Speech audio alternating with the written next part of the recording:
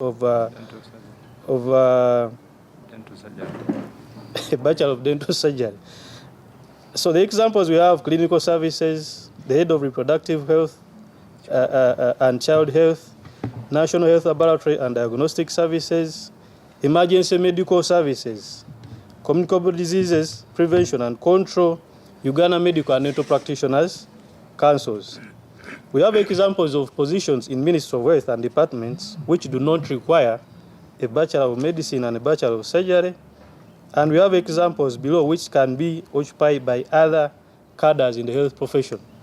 So we have Environmental Health Department, Pharmaceutical and Natural Medicine, Multi-sectoral Collaboration and Partnership, Nursing and the Midwifery Council, Allied Health Professionals Council, and the Pharmacy Board.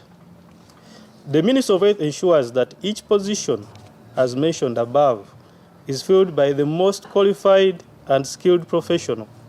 For example, the head of nursing must be a nurse professional. The head of pharmacy must be a pharmacist. The environmental health office must be headed by someone qualified in environmental health by training. More examples are the National Drug Authority, the National Medical Store. The pharmacies in the whole of Uganda are headed and supervised by pharmacists because their scope of practice is in that area. In departments with multiple health professionals, leadership roles are typically assigned to the most highly qualified and skilled individual. For example, radiology is headed by a radiologist, laboratory services by a pathologist or a microbiologist. The World Health Organization, the WHO 2018 Health Workers Professional Classification guides job appointments, ensuring that the right professionals are in the right positions. This guidance is followed to provide appropriate personal specifications, job descriptions, rather than reinforcing jobs in Uganda.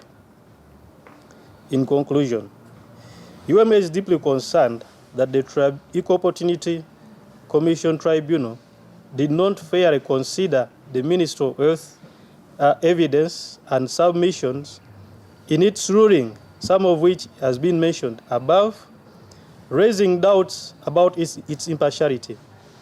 Therefore, we requested the Minister of Health and the Attorney General to appeal the ruling of the Equal Opportunity Commission to safeguard the practice of medical doctors in this country and ensure standard medical services to all Ugandans in line with the WHO recommendations and policies.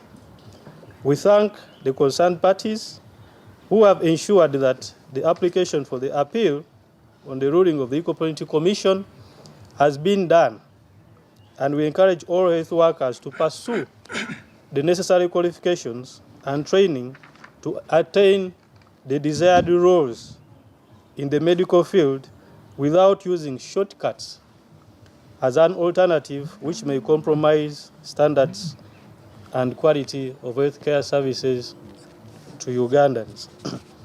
Mentioned, there was impartiality whereby the tribunal put more emphasis from one side and disregarded most of the submissions from the Ministry of Health. Number two, the Equal Opportunity Commission misunderstood the qualifications of the different cadres in this country and equating other cadres to the qualifications of Bachelor of Medicine and Bachelor of Surgery without using the available policies in Uganda, while relying more on the policies from Kenya. The Equal Opportunity Commission also,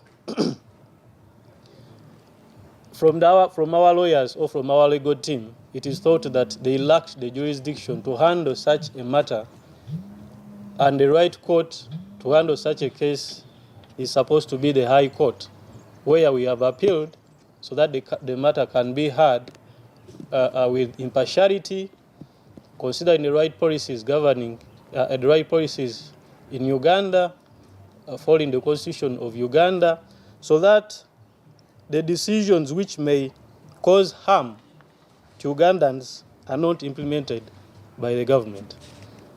Thank you.